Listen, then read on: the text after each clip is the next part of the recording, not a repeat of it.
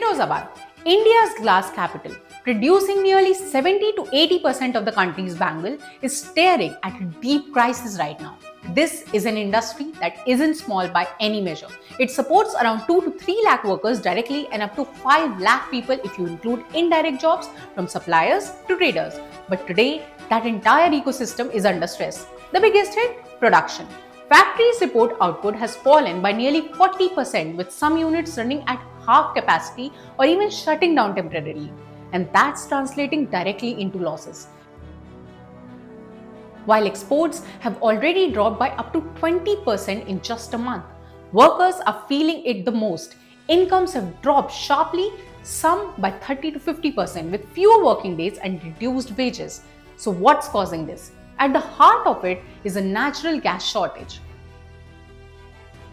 These glass furnaces need to run continuously at over 1000 degrees Celsius, and glass is non-negotiable. But supply has been hit due to the West Asia conflict, which has disrupted imports, and on top of that, environmental rules in the TAS trapezium zone mean factories can't switch to alternative fuels like coals, leaving them with very few options. Add rising raw material costs and expensive shipping routes, and you have a perfect storm. The Indian government has acknowledged the need for uninterrupted furnace operations and is taking steps to manage supplies. However, there are growing concerns that many smaller units may struggle to survive these prolonged shortages.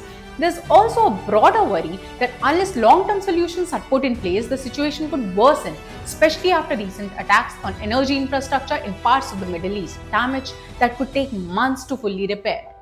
For more such videos, stay tuned to SME Futures.